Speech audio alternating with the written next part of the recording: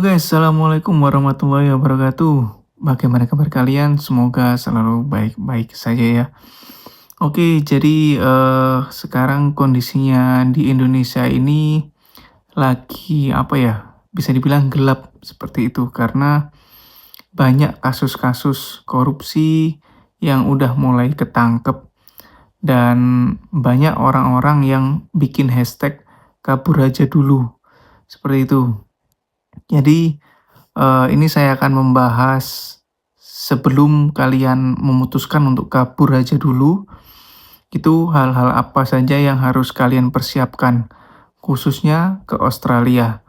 Karena bagi teman-teman yang usianya masih di bawah 30 tahun, mungkin bisa pakai visa WHV yang dari cara itu yang bisa memudahkan teman-teman untuk bisa ke Australia. Karena kalau pakai visa yang lain seperti visa student atau visa sponsor itu agak susah ya karena harus membutuhkan uang yang tidak sedikit seperti itu kalau dibandingkan sama WHV ini ya, karena WHV sekarang ini sangat booming di TikTok, Instagram maupun media sosial lainnya seperti itu. Banyak orang-orang yang share terkait apa namanya, cara mendapatkan visa WHV ini. Jadi saya sudah tidak bahas dan udah ada juga di video saya sebelumnya seperti itu karena saya mau bahas yang persiapan apa aja sih yang dasar untuk kita kabur aja dulu seperti itu. Karena kabur aja dulu ini kita nggak hanya kabur dari eee, wilayah Indonesia aja ya, misalkan dari Surabaya ke Jakarta seperti itu, enggak.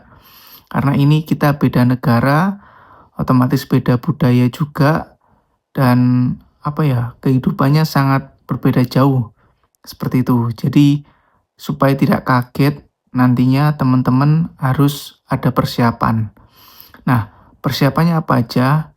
Yang pertama, ini adalah terkait dengan uang.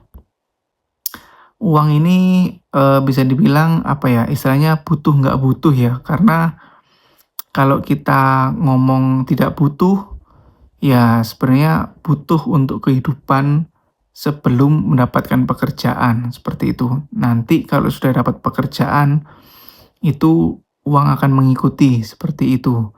Sebagai contoh, misalkan teman-teman pertama kali datang ke Australia, ini belum dapat pekerjaan.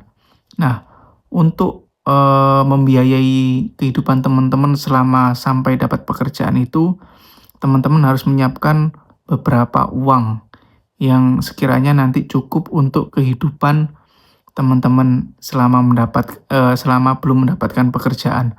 Karena kalau udah dapat pekerjaan, itu udah nggak khawatir lagi, seperti itu. Jadi, kalau kita misalkan mau kerja ke luar negeri, terutama di Australia ya, itu ya minimal harus ada uang atau tabungan seperti itu.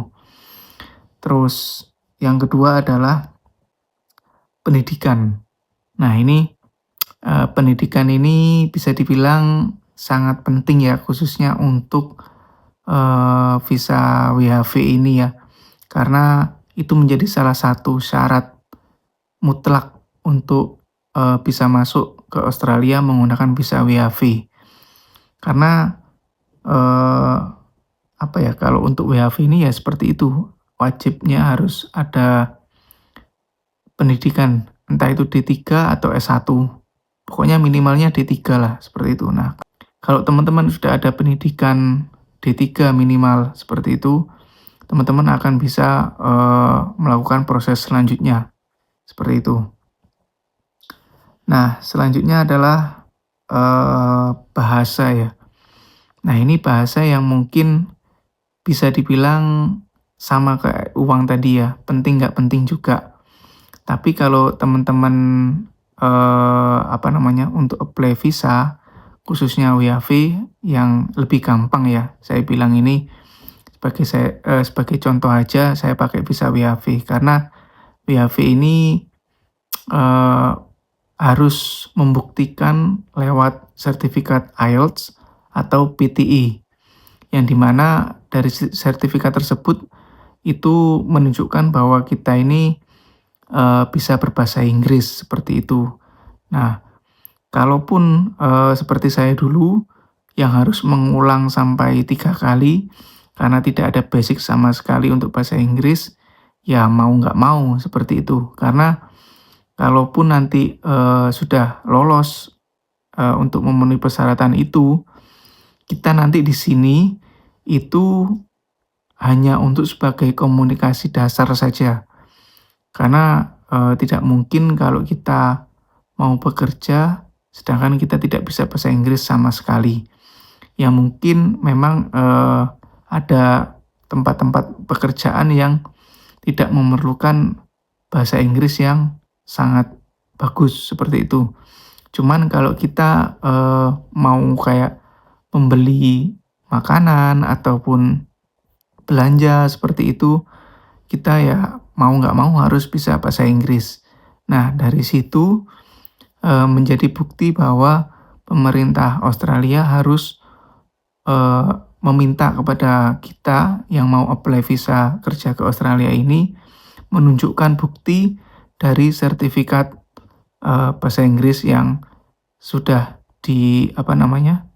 sudah ditentukan seperti itu. Jadi poinnya adalah 3 itu tadi sebenarnya, cuman ini hanya untuk khusus ke Australia.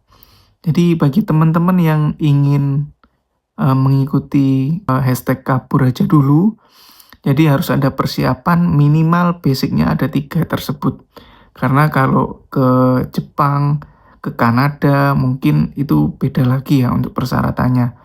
Nah, cuman yang perlu ditambahkan lagi adalah kesiapan terkait dengan fisik dan mental. Karena kalau kita kerja di Australia ini kebanyakan menggunakan fisik seperti itu. Karena kayak misalkan contoh di pekerjaan saya ini packing ya. Kalau packing itu ada yang angkat-angkat beban atau angkat-angkat barang yang kurang lebih 10 kilo sampai 15 kilo seperti itu. Nah, itu berkelanjutan selama 1 hari full, selama selama jam kerja itu. Jadi kalau teman-teman nggak mempersiapkan fisiknya, pasti akan jatuh sakit. Nah, kalau sudah jatuh sakit, teman-teman akan mengeluarkan biaya lagi seperti itu. Jadi teman-teman harus mempersiapkan fisik terutama ya kan, terus kemudian mental. Untuk mental ini teman-teman harus menyesuaikan sama kondisi budaya negara teman-teman. Misalkan teman-teman mau ke Jepang. Nah, itu Jepang kan setahu saya ya dari info-info teman-teman yang udah pernah ke sana itu istilahnya keras banget. Dalam arti kita harus kerja keras sekali dan nggak jarang ya kita mendapatkan istilahnya perlakuan atau apapun itu yang agak sedikit keras seperti itu. Nah, teman-teman kalau misalkan kerjanya lembek atau kurang cepat, nah itu bisa menjadi bumerang buat teman-teman sendiri yang nantinya akan tidak diperpanjang kontraknya, terus bakal dikeluarkan seperti itulah. Jadi itu teman-teman yang istilahnya akan menjadi pegangan selama teman-teman akan bekerja di luar negeri atau pindah ke luar negeri seperti itu.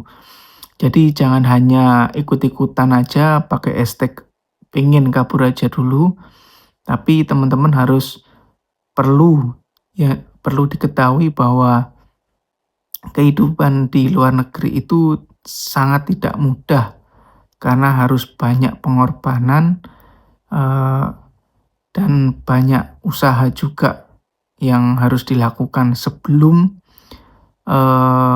berangkat seperti itu. Karena kalau sudah berangkat itu ceritanya juga beda lagi seperti itu.